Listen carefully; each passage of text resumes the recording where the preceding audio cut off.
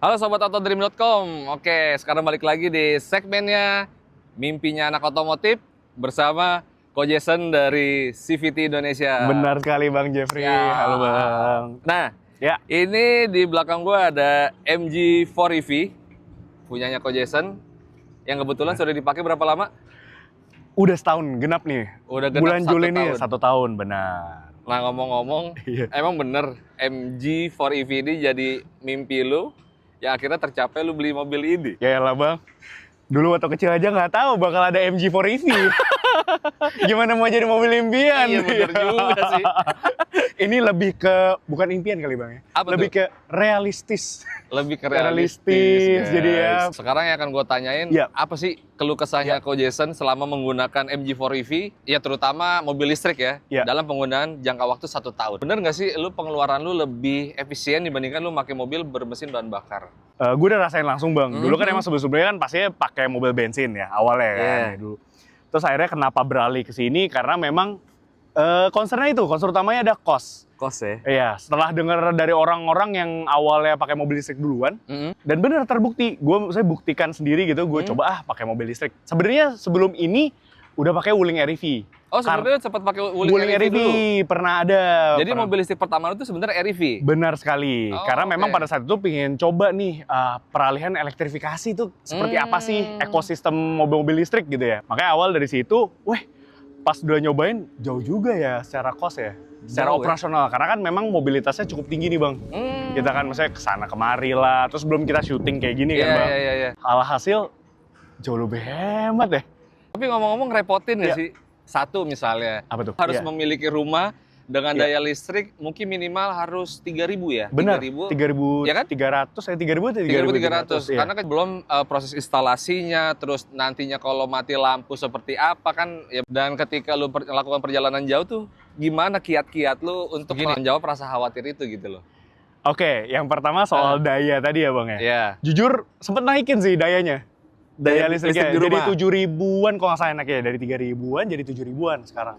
Itu misah dari si ini? Misah. Jadi misah, jadi pakai meteran baru lagi. Terus nanti instalasinya itu akan dibantu sama pihak dari PLN, Dari anak PLN. perusahaannya, bener. Gitu. Jadi kemarin kita tektokan dan ada biaya certain biaya sih, tapi gak gede sih Bang. Oh, tetap lu ngeluarin pribadi ya? Ada, Maksudnya ada. nggak seutuhnya ditanggung sama pihak dealer ya? Enggak. Oh, Kalau itu oke. cuman dealer kasih wall charger, udah harganya cukup ekonomis sih ya. Ekonomis Maksudnya untuk ya. pemasangan dan Iya, instalasi. iya. Untuk 7 KW sampai berapa? 7 sampai 15 KW ya? 11, 7 7 sampai 11 biasanya. KW, lu butuh waktu berapa lama untuk melakukan pengisian dengan kondisi mungkin dari baterai 20%? Oke, dari 20% ya? Yes. Kita hitungan gembel aja kali Bang ya, nggak yang terlalu Ya, kisaran ya. lah ya, kurang lebih lah. Ini kan baterainya kapasitasnya kebetulan ini yang varian Magnify ya, MG4 EV Magnify. Jadi Magnify dia ada itu beberapa tipe tertinggi varian. Tipe tertinggi, sebenarnya kapasitas baterai sama-sama aja sih. 51 51 kilowatt hour benar, Oke. kWh. Kita pakai yang 11 gitu ya, 11 kW. 11 KW. Kurang lebih 4 sampai 5 jam kalau isinya di rumah ya. 4 sampai 5 jam dari 20% sampai 80. 80. Kayaknya kalau itu dari 0. Kalau 20% say 3 sampai 4 Oh, jam lebih kali cepat ya. dong Lebih ya. cepat. Harus Iya, kalau iya. dari 20% ya. Oke. Itu kalau kondisinya 0%, tapi kita nggak rekomendasiin lah ya. Nggak Bang. rekomendasi. Kan ini kebetulan yang ini tuh build up Thailand ya. Oh, ini masih bilang Thailand. Yang ini kebetulan yang build up Thailand, tapi harga CKD. Ada komunitasnya nih, MG EVC namanya. Oh, ada? Ya, jadi komunitas mobil listrik MG lah. Lu nggak harus MG4 doang. Ada ZSEV. GS ya? Ya, ZSEV sampai yang punya Cyberster pun juga join. Oh, gitu? Iya, waktu itu kita Wih. terakhir acara di keren ya, Bang. Komunitasnya keren. Sampai kita ke IPRIX tuh turun ke sirkuit waktu itu. Worth it. Dia di atas kertas tuh jarak tempuhnya berapa sih dengan baterai 51 kWh itu? Itu menurut perhitungan 400. NEDC ya Bang ya. NEDC itu nggak segitu NEDC. akuratnya sebenarnya kan. Iya, iya, iya. Nah, itu di 420-an 420-an. 425 kalau gua Oh, nggak salah jauh ingat lah. ya. Tapi realnya kalau gua pakai ya itu 300-an lah, 300 300-an. gendut lah bisa dapat kok. Ah. Ya, maksudnya buat Dengan lu sesuka hati aja ngegas nggak pakai teori efisiensi nggak ya? ya kita AC tetap kalau Iya. panas gini ya tetap 23, fan 25, fan 3 gitu. Kalau misalkan pemakaian dalam kota nih mobil sih aman-aman aja, gue nggak mikir. Karena Lu kebanyakan nggak mikir? nggak mikir karena kebanyakan itu gue ngecas di rumah dulu Bang sebenarnya. Jadi lu kebiasaan keluar dari rumah dengan kondisi baterai 80%? 80-an lah at least. Yang orang bilang range anxiety, maksudnya khawatir akan jarak tempuh ya Bang ya. Ya. itu lu akan mulai terbiasa ketika lu emang udah biasa pakai mobil listrik gitu. Manajemen waktu, dan lu udah lebih pinter planning aja gitu, bisa lebih planning. Jadi lebih tertata Perjalanan. sebenarnya perjalanan kita ya Benar. ketika pakai mobil listrik. Iya, kalau Karena kan pergian jauh. Tapi pergi kalau jauh, dalam ya, kota, kalau dalam kota jujur gue nggak mikir sih, nggak karena mikir ya. ini 300-an lu Iya, seharian udah iyalah. lebih dari cukup gak sih Udah Bang? lebih dari cukup ya. Benar. Karena dibuat stop and go pun malah dia lebih irit kalau Persis. dibuat macet. Persis, nggak turun-turun tuh baterai kalau Ah. macet. Cuman yang paling gede kan dayanya sebenarnya AC ya. Yang makin AC yang konsumsi makin banyak paling si banyak baterai. iya, baterai itu AC sebenarnya. AC paling berat. Oh. Tapi sebenarnya per 5, gue baru 15.000 Bang. Oh, baru 15.000. 15.000, Sedangkan benar. servis yang dianjurkan Itu sebenarnya kan tiap berapa bulan ya? 6 bulan atau 6 bulan. 15.000 mana yang lebih cepat tercapai Ya, ya, ya kan pasti, biasanya. pasti. Ini kan sesuai kilometer 15.000 dan kan jauh lebih simpel dan bebas biaya so far selama ini. Mantap. Iya. Jadi itulah beberapa alasan kenapa orang termasuk Ko Jason beralih ke BSCV atau kendaraan listrik murni. Ada berapa aplikasi yang ada di handphone lo? Karena SPKLU yang tersebar di Indonesia itu nggak semuanya milik PLN. Ya meskipun perusahaan swasta lain pun akan melibatkan PLN. Jujur pastinya lebih dari satu, lebih tepatnya tuh ada 5 aplikasi.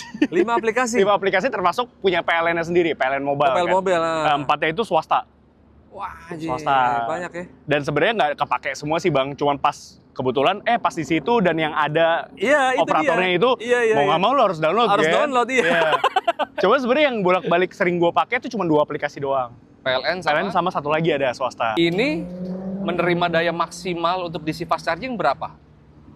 Wah, jujur gua nggak tahu pasti ya Bang ya. Tapi kayaknya sih di kisaran 70-an ya. 70-an ya? 70-an standar Ya, normal sih. Sebenarnya sih lu asal nyolok aja sih di si fast charging, nanti kan menyesuaikan sendiri kan Persis. si itunya. Dia kan bisa ngebaca tuh komputernya kan, atau Iya, sistemnya. Iya. Bisa nerima daya sampai berapa nih. Wah itu gue paling kenceng sih, wah itu gue pernah 60-an. 60-an. Iya, nggak sampai sejam udah full aja nih mobil kan. Kalau misalkan lo kelebihan gitu ya, kelebihan bayar, nanti ujung-ujungnya kalau nggak sesuai dengan ininya, tarifnya akan di-refund. Gitu. Ah, Iya. Oke. Dan biayanya Bang, parah sih. ini ya. nih yang gue bilang. Yang kenapa, salah satu alasan utama sih sebenarnya kenapa beralih ke si EV. Ya, karena itu biaya, sekali pengisian, 132.600 udah bisa jalan sekitar 400 kilo atau Iya. tadi lebih fixnya 300 kilo lebih. Iya. Ibaratnya lu cuma ngeluarin uang segitu bisa sampai ke Lembang, Bandung ya. 652.000 kalau lu ngisi 51 liter RON 95. Iya. Jadi sekedar informasi guys bahwa pemerintah memberikan insentif untuk mobil-mobil listrik yang sudah diproduksi lokal. Ada lagi diskon PPN yang harusnya lu bayar 11%, lu hanya bayar 1% karena di diskon 10%. Mobil listrik tuh biasanya jadi pilihan kedua, ketiga, keempat, kelima. Yes, jadi bukan mobil pertama ya. Bener, kan? Mobil bukan listrik pas itu. sekarang bayar gitu ya. Bener. Tapi gua rasa ya makin kesini itu dan kedepannya itu bakal makin banyak mobil listrik yang makin Makin affordable lagi Bang. Cuma dengan banyaknya mobil-mobil listrik sekarang, lu nyesel gak sih akhirnya gue beli ini dulu ya padahal ke depan masih Gue pas mau beli mobil listrik Bang, gue udah persiapin mental. Karena apa? Karena gue tahu mobil listrik itu akan seperti handphone ibaratnya. Setiap tahun pasti akan ada perbaruan ada lagi. perbaruan, pendatang baru. Pendatang baru lagi, fiturnya wah lebih gila jos lagi. Teknologi baterai yang akan Yes. lebih advance lagi Yes. gitu ya. Itu gue udah persiapkan. Dan satu pesan dari gue sih, kalau kalian beli mobil listrik itu buang jauh-jauh resale value atau harga jual kembali. Yes. Kalau kalian concern utamanya itu, mending jangan deh. Serius, karena mobil listrik tuh harganya jatuh banget. Yang penting mobil listrik, lu beli, lu pakai sampai rusak. Lain tadi operational cost-nya jauh lebih hemat dibandingkan mobil bensin biasa.